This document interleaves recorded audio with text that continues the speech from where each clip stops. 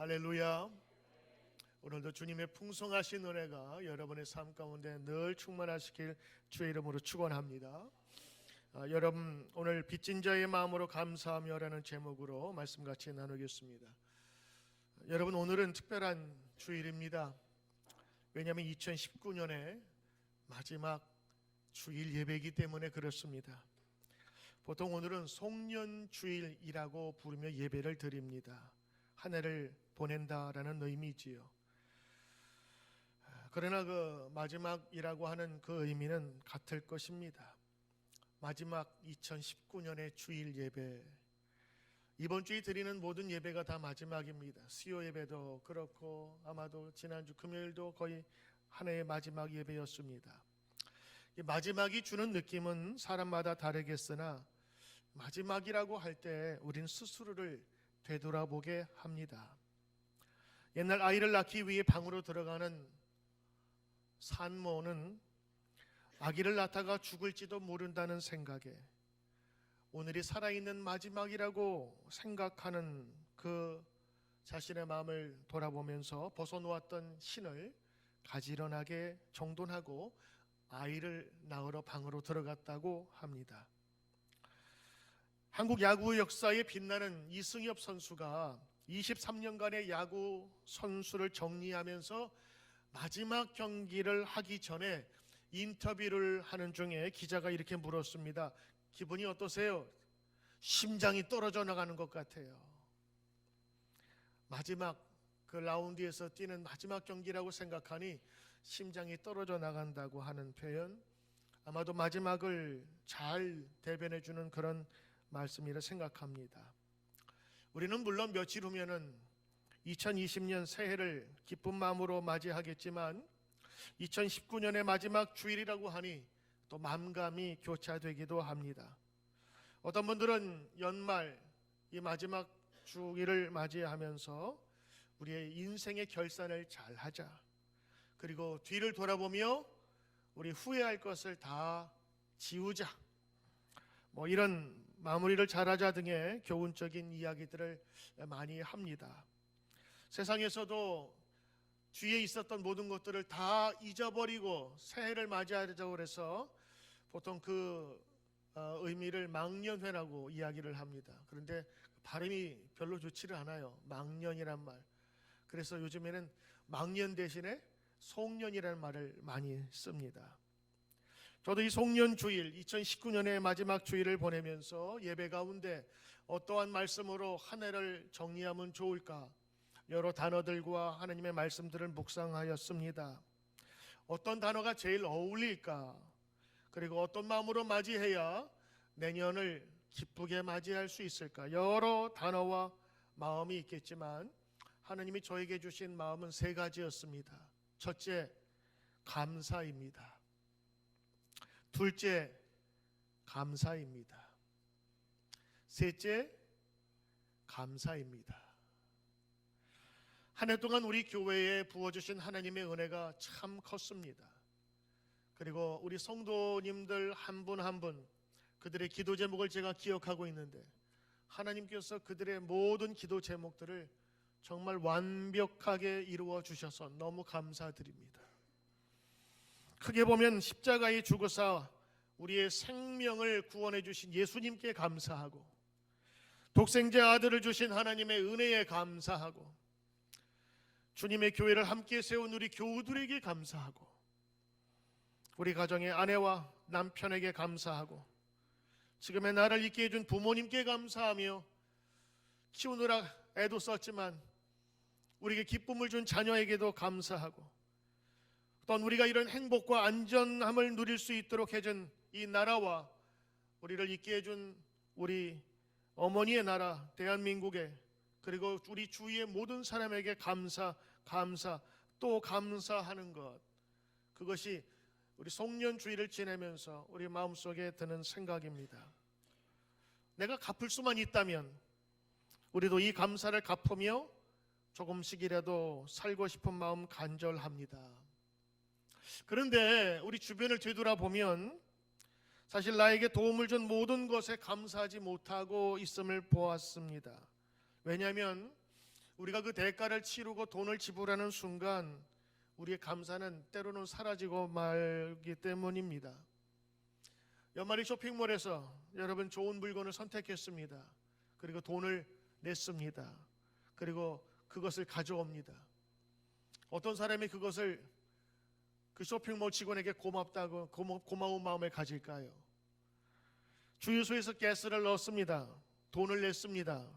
감사합니까? 오히려 다른 주유소보다 더 싼가 더 비싼가 그거 생각하지 감사하는 사람 없습니다. 왜일까요? 내가 그 대가를 지불했다고 생각하니까 전혀 고마운 게 아닙니다. 가정에서도 남편이 얘기합니다. 돈 벌어다 줬으면 됐지 무슨 말이 많어 고마운 줄 알아야지. 그렇게 생각할 수도 있어요. 왜? 내가 당당하게 내 대가를 지불해서 이만큼 여태까지 꾸려왔으니까. 그러나 그렇게 말하는 사람은 우리가 뭐라 그러죠? 더 이상 얘기 안 하겠습니다. 여성들도 마찬가지죠. 자녀들도 마찬가지입니다. 나 이만큼 공부했으니까 내가 너 먹여줬으니까 라고 대가성으로 얘기하면 그 받아들이는 사람은 그렇게 썩 좋아하질 않습니다. 사실은 우리의 모든 대가도 중요하지만 그 사람의 마음 씀씀이 그리고 준비한 그 모든 것에 대해 감사할 때 우리의 삶은 풍성하고 그리고 아름다운 열매를 맺게 되는 것입니다. 한번 묻습니다. 여러분이 다 돈을 지불하면 감사하지 않아도 됩니까? 감사하지 않아도 누가 뭘 할 사람 없어요. 그런데 그의 삶은 퍽퍽하고 윤기나지 않고 마치 기름 없는 기계들처럼 삐걱삐걱 소리 날 것입니다. 오늘 우리는 세상을 살면서 이런 감사를 다시 한번 되갚는 것은 참 중요한 일입니다. 감사는 어떤 의미에서 우리가 받은 것을 되돌려 주지 못할 때 남는 그런 감정이고 우리의 생각들입니다. 오늘 제목처럼 사실 감사하는 사람은 고마움을 빚진 마음으로 오래 간직하는 사람과 같습니다.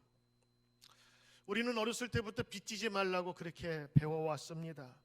빚을 지면 반드시 갚아야 되는데 그 빚을 갚는 동안의 마음의 고통과 그리고 준비하는 과정이 힘들기 때문입니다. 빚을 갚지 못하면 때로는 감옥에 가야 합니다. 빚을 지고는 못 사는 사람들이 있지요. 왜? 밤에 잠이 오질 않으니까요. 불편하니까요.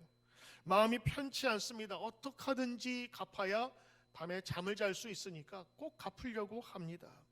그래서 빚이라고 하는 것은 아주 없는 것이 좋다고 많은 분들이 그렇게 이야기를 합니다. 그런데 성경에 보니까 성경은 이렇게 얘기합니다. 성경은 말씀합니다. 로마서에서 너희는 사랑의 빚을 지라. 사랑의 빚을 지라. 빚은 다 나쁜 것으로 알았는데 사랑에는 빚을 마음껏 지래요. 그리고는 아무에게도 빚을 지지 말라. 물질적인 돈의 면에서는 빚을 짓지 않는 것이 좋지만 사랑의 빚, 감사의 빚은 너희가 얼마든지 지으라고 하는 것입니다. 그렇습니다. 사랑의 빚을 지라. 많이 지라. 사랑의 빚쟁이가 되라고 오늘 성경은 말씀하고 있는 것입니다. 사실 사랑의 빚쟁이는 사랑을 많이 받았다는 뜻입니다. 그래서 사랑을 많이 빚진 자녀는 행복합니다. 그리고 나중에 그 빚졌기 때문에 그 사랑을 쉽게 나눠줄 수 있어요. 많이 용서받고 많이 사랑받은 사람은 사회생활이나 혹은 인간관계 사회 속에서 많은 사랑을 나누어 주기 때문에 그의 삶이 풍성합니다. 하나님의 은혜에 감사하는 사람은 하나님께 많은 것을 받았다고 생각하는 사람입니다. 그 사랑은 갚을 수 있는 것이 아니기 때문에 때로는 우리는 더 부담스러워할 수 있습니다. 그러나 하나님의 은혜에 대해서 오랫동안 감사하고 갚지 못함에 대한 부족함과 겸손함으로 우리의 신앙생활을 하나씩 정리하게 되면 우리는 하나님 앞에서 더 귀한 사람이 될 수 있을 줄 믿습니다. 오히려 그 사랑의 빚으로 말미암아 그 사람을 사람 되게 하기 때문인 것입니다. 성경에 자기 스스로 빚진 사람이라고 얘기하는 사람이 있습니다. 여러분이 오늘 읽으신 로마서의 사도 바울입니다. 그는 로마서 1장 14절에 이렇게 얘기합니다. 헬라인이나 야만인이나 지혜 있는 자나 어리석은 자에게 다 내가 빚진 자입니다. 이 빚진 자, 책무자라고 하죠. 이 빚진 자는 바울의 철학이요, 인생관이었습니다. 누구에게 빚지고 사는 거 그렇게 좋은 기분은 아닐 것 같지만 사도 바울은 빚진 자라고 스스로 이야기를 합니다. 이 빚진 자의 마음이 복음을 평생토록 그리고 당당하게 전하는 자로 만들어 주었던 것입니다. 오늘 저는 여러분과 함께 이 2019년의 마지막을 예배를 드리며 우리가 정리하고 마음에 새게 될 것이 무언가, 오늘 빚진 마음을 갖자라는 그런 제목으로 여러분 두 가지의 빚진 마음을 소개하고자 합니다. 첫째는 은혜의 빚진 자로 사는 것입니다. 은혜의 채무자로 사는 거예요. 따라합시다. 은혜의 빚진 자. 은혜의 빚진 자는 은혜를 갚아야 합니다. 성도들이 좋아하는 찬양이 있습니다. 하나님의 은혜라는 찬양이지요. 박정호 찬양사가 불러서 아주 유명한 곳입니다. 나를 지으신 이가 하나님, 나를 부르신 이가 하나님, 한량없는 은혜, 갚을 길 없는 은혜. 이렇게 계속되는 찬양은 가장 중심에 제가 좋아하는 가사가 있습니다. 한량 없는 은혜, 양을 측정할 수 없는 그 은혜, 그래서 내가 갚을 수 없는 은혜라고 하는 것입니다. 저만이 아니라 많은 분들이 이 가사에서 큰 감동을 느낍니다. 갚을 수 없는 은혜, 더 큰 은혜이기 때문에 세상 그 어떤 은혜보다 소중한 그 은혜를 우리가 다시 한번 사모하는 것입니다. 그렇습니다. 갚을 수 없기에 더 귀한 은혜입니다. 부모의 사랑도 갚을 수 없기에 우리는 소중히 여기며, 부모님이 돌아가셨을 때 우리는 그 가슴에 묻는다고 하는 말을 하게 되지요. 사도 바울은 헬라 문화의 영향을 받은 문화인이었습니다. 그럼에도 불구하고 그는 문명을 모르는 야만인이나 어리석은 자에게까지 모두에게 빚진 자의 심정을 가지고 살았습니다. 왜일까요? 하나님의 은혜를 이미 받은 자로 누려보니 누리지 못한 자에게 부족함 그리고 죄송함을 느낀 거예요. 저들도 하나님의 은총간에 죄사함을 받고 큰 은혜 가운데 살아야 될 터인데 나만 받는 이 행복이 너무 죄스럽다. 그래서 사도 바울은 모든 이들, 아직 복음을 알지 못하는 모든 이들에게 빚진 자의 심정으로 산다고 고백하고 있습니다. 하나님의 은혜를 받고 나니 빚진 자가 된 것입니다. 그는 교회를 핍박하였던 자였지만 예수 그리스도로 말미암아 구원을 받고 사도라 칭함도 받게 되었어요. 이 때문에 사도 바울은 나의 나 된 것은 하나님의 은혜라고 고백하게 된 것입니다. 빚진 자의 심정으로 평생을 산 것이지요. 우리 성도 역시 마찬가지로 빚진 자들입니다. 빚진 자의 심정으로 오늘 산다면 우리의 삶은 엄청 달라질 것입니다. 빚진 자의 마음으로 산다면 여러분이 부자가 되었을 때에도 가난한 자들을 생각할 수 있는 마음의 여유가 있을 것입니다. 여러분이 머리가 좋아서 공부를 잘한다 할지라도 여러분이 1등 되기 위해서 1등을 만들어주기 위해 깔아준 수많은 사람들을 기억할지 모릅니다.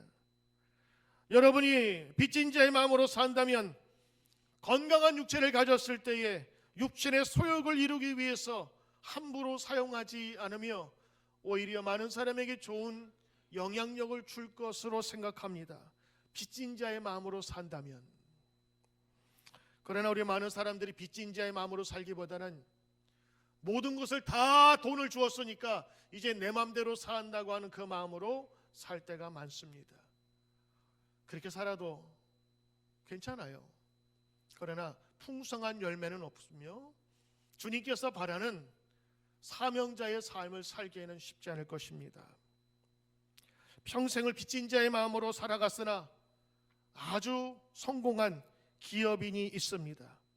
바로 예전 KTF의 조소환 부사장입니다.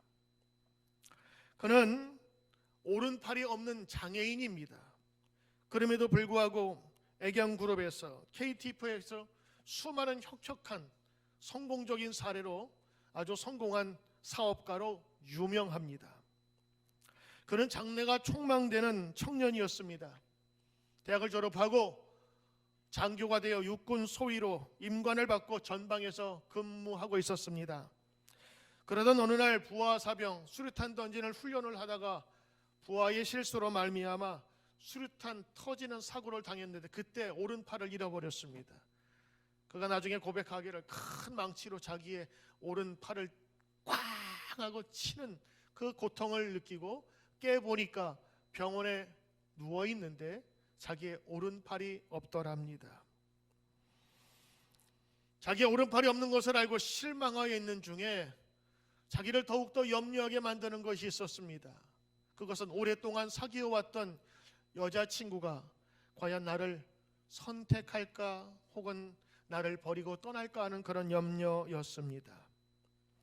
대학 다닐 때 사귀던 여자친구가 병원으로 병문안을 왔는데 그는 확인하고 싶었습니다. 몇 번이나 망설이고 기회를 엿보다가 겨우겨우 여자친구에게 물어봤습니다. 자기야, 팔이 없는데 나를 지금도 좋아해? 떨리는 가슴을 억제하면서 물었습니다. 반신반하는 그 질문에 여자친구는 이렇게 대답했다고 합니다. 나는 너의 팔을 좋아한 것이 아니고 너를 좋아했기 때문에 팔이 있고 없고는 상관하지 않아. 이 말을 들었을 때 정말 그는 천지를 다시 얻은 기분이었다고 합니다. 여자친구는 그때부터 병원 근처에 방을 얻어놓고 병원에 드나들면서 간호의 간호를 거듭하였습니다. 그런데 이 여자친구만큼이나 그를 미워하는 사람이 있었습니다. 누구일까요? 그 여자친구의 아버지였습니다. 평생을 한 팔이 없는 장애인의 한 사람으로 살아야 되는 그 남편의 아내로 살아가는 딸이 마음에 걸렸던 것입니다. 그의 딸에게 그 남자를 포기하고 새 길을 찾을 것을 권유하였습니다. 그랬더니 그의 딸은 아버지에게 이런 질문을 오히려 했다고 합니다. 아버지, 그래서는 안 되지만 아버지가 한 팔을 잃으신다면 엄마가 아버지를 떠나는 것이 옳다고 생각하세요? 나는 이 남자의 전부를 사랑한 거지 손을 사랑한 것이 아니에요. 그 말에 아버지도 딸의 뜻을 거역할 수가 없어서 그 남자와 사귀는 것을 허락하게 되었다고 합니다. 이때 이 조소환 부사장은 이때부터 평생 나는 이 여자만을 행복하게 해주기 위해 살겠다는 결심을 하게 됩니다. 사랑의 빚진 자가 된 거죠. 자기를 아무도 받아주지 않을 거라는 그런 생각에 있었던 자신을 받아준 그 여인에 대한 고마움, 감사, 그리고 그것이 계속적으로 그 마음속에 남아 있었던 것인데 우리는 그것을 사랑의 빚진 자라고 부를 수 있는 것입니다. 그 고마움이 빚진 자가 되어서 그 평생 여인을 위해서 살겠다고 결심한 것이 그의 모든 생활에 나타나기 시작했어요. 한 팔이 없는 것만큼 큰 노력을 더했습니다. 그래서 린스와 샴푸를 합친 하나로, 들어보셨어요? 옛날에는 린스, 샴푸 따로 썼는데 이거를 합친 거예요. 근데 합치는 게 쉬운 게 아닌가 봐요. 그거를 한 번만 감으면 린스 효과가 나는, 그래서 한때 대박을 친 일이 있죠. 20세부터 80세까지 모든 사람이 쓸 수 있다고 해서 2080 치약, 여러분 익숙하지요? 다 이 사람이 만든 거고 이름 지은 거예요. 대박을 쳤습니다. 나중에 통신회사로 옮기게 되었는데 그때 영상통화를 가능하게 한 쇼라는 것을 개발했고, 그 당시에 011, 017, 016 들어보셨죠? 그때에 통신사를 바꾸면 전화번호를 이게 바꿀 수가 없는 그런 구조였는데 이제 그때는요, 통신사를 바꿔도, 기계를 뭐 바꿔도 번호를 마음대로 011에서 017로 바꿀 수 있는 그런 법적인 제도를 만들어 가지고 그냥 군소 조그만 통신사가 갑자기 크게 되는, 그러니까 그 굉장히 큰 아이디어를 많이 줬는데 나중에 인터뷰를 한 거예요. 어떻게 이렇게 창의적인 아이디어를 많이 냈습니까? 그분 하는 얘기가, 제 아내만 생각하면 엄청난 아이디어가 나옵니다. 그 모든 공을 자기 아내에게 돌렸어요. 자기의 모든 생활, 자기의 모든 성공이 그 빚진 자의 마음으로 어떻게 하든지 자기 아내에 대한 그 빚진 것을 갚기 위한 생각을 하다 보니까 남들이 하지 못했던 엄청난 일을 하게 되었다고 하는 것입니다. 사랑하는 여러분, 하나님의 은혜에 여러분 빚진 자로 살아가시길 바랍니다. 빚진 자는 그것을 갚기 위해서 바득바득 노력을 하며 그 고마움을 마음에 새기는 사람이기 때문에 그렇습니다. 그러므로 하나님의 은혜에 빚진 자, 그 은혜에 빚진 자는 행복한 사람입니다. 두 번째, 여러분, 우리 사도 바울에게 배울 그 빚진 자의 자세는 복음의 빚진 자의 삶으로 사는 것입니다. 복음의 빚을 진 자. 사실 사도 바울은 복음의 빚을 질 만큼 그렇게 못되게 살았거나 아니면 큰 체험을 한 것은 아니었습니다. 복음이 무엇이지요? 바로 복복자, 소리음자, 복된 소식에 기쁜 소식, 영어로 good news라고 하는 것입니다. 이 복음이라는 것은 기쁜 소식이에요. 죄로 물든 이 세상에, 어둠의 영으로 가득 찬 이곳에, 죽음뿐인 이곳에 생명으로 예수님이 오셨다고 하는 소식입니다. 예수님이 이 세상에 오셔서 우리의 죄를 용서하실 수 있는 분으로 오셨다고 하는 것입니다. 모든 사람은 죽으면 끝이라고 생각했고 이 죄의 문제에 대해서는 아무도 풀 수 없다고 생각했는데 그분이 열쇠를 가지고 오신 분이라고 하는 이 기쁜 소식을 복음, 바로 바울이 듣게 됩니다. 그리고 그 예수님을 만나면서 그토록 박해하였던 그 그리스도인들 사이에 자기 자신이 서게 된 것입니다. 바울이 모진 핍박과 환난 속에서도 복음을 전할 수 있었던 것은 이 복음의 빚진 자로 살았기 때문이었습니다. 그 많은 사람 중에서 하나님은 나에게 그 복음의 빛을 허락해 주시고 비추어 주셔서 이제 내가 그 복음 가운데 살게 되었다고 하는 것이지요. 바울은 복음의 빛, 바로 그것을 가장 큰 빚으로 생각하면서 그것을 갚으려 노력했던 것입니다. 오늘 여러분이 보신 로마서 1장 8절부터 있는 내용을 보시면 두 가지를 얘기해요. 난 꼭 가고 싶다. 가서 다른 교회들처럼 여러분에게도 열매 맺는 방법이 무엇인지 그 신령한 은사를 가르치고 나누어 주고 싶다. 두 번째는 나는 그것을 위해서 하나님이 내 증인인데 여러분을 위해서 정말 많이 기도하고 있다. 지금 이것을 공공하게 지금 자기가 적고 있어요. 사도 바울은 왜 가보지도 않은 로마와 로마 교인들, 만나보지도 않은 교인들에게 이렇게 애거절절하게 썼을까요? 이름이나 알고 성이나 알면 모를 텐데 누구인지도 알지 못하는 로마와 로마 교인들에게 이런 편지를 쓰면서 자기의 마음을 전하고 만나고 싶어 했을까요?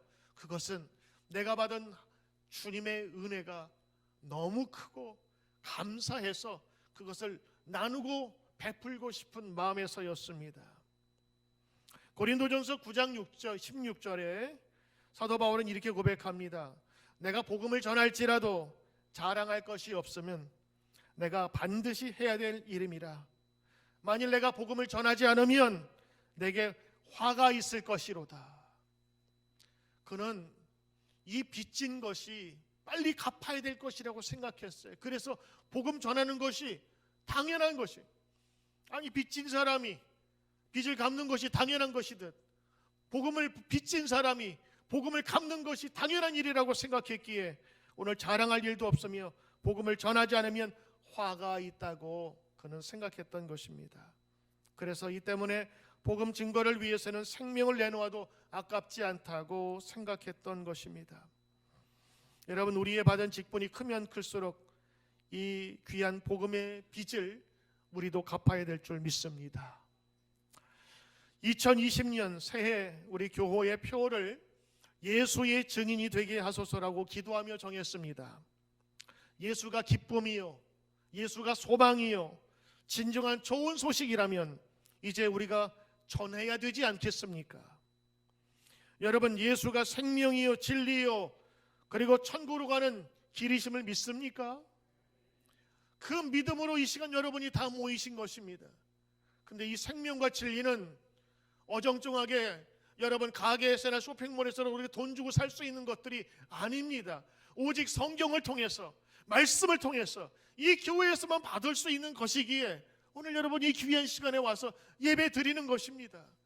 그리고 새해를 준비하면서 하나님, 나에게 빚진 마음으로 살면서 갚지 못했던 것 이제 다시 갚는 마음으로 살게 해 주십시오라고 하는 주님의 말씀을 듣는 것입니다. 샘솟듯 솟아오르는 주님에 대한 감사와 기쁨, 아직 우리가 갚지 않았다면 갚아야 될 것이고, 그리고 빚진 마음으로, 그리고 그 빚을 갚는 마음으로 살아야 될 것입니다. 그거는 우리의 억누르는 압박감도 아니고 우리를 괴롭게 하는 채무자의 괴로움도 아닙니다. 오히려 우리는 그 즐거움으로 살아가고 있는 거예요.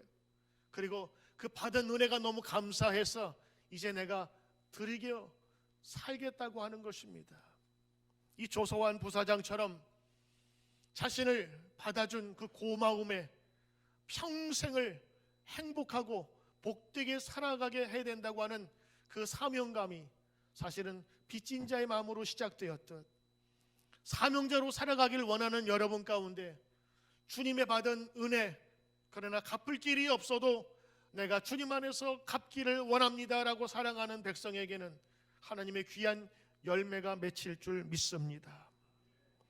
우리가 이미 받은 믿음의 기쁨으로 그 은혜로 하나님께 주어진 능력을 빚진 마음으로 조금이라도 갚는 마음으로 살아갈 때에 세상 끝날까지 내가 너와 함께하리라 하신 주님의 분명한 약속이 우리 가운데 머물 줄 믿습니다.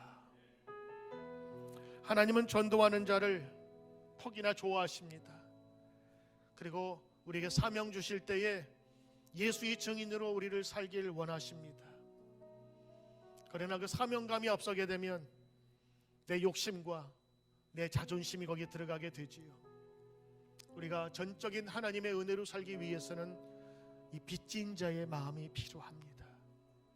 하나님의 은혜의 빚진 자, 우리가 이미 받은 그 복음에 대해 빚진 자, 그리고 가까이는 여러분 가정의 남편과 아내에게 빚진 자가 되어 당당하게 내가 돈 줬으니까 이제는 이 돈 갖고 만족하며 살아라는 그런 정도가 아니라, 부족하지만 나를 사랑해 주어 고맙고 함께해 주어 고맙고 함께 세워줘서 고맙다고 하는 가족과 가족끼리의 빚진 자로서의 마음, 그리고 나라와 민족과 그리고 우리가 살아가는 이 사회 모든 구성원에 대한 감사와 빚진 자의 마음이 넘치게 될 때에 우리 사회는 더욱더 복되고 풍성한 열매를 맺을 줄 믿습니다.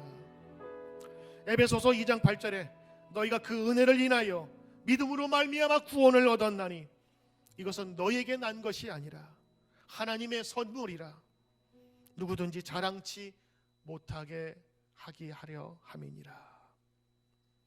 사랑하는 성도 여러분, 하나님께서 우리에게 은혜 주셨습니다.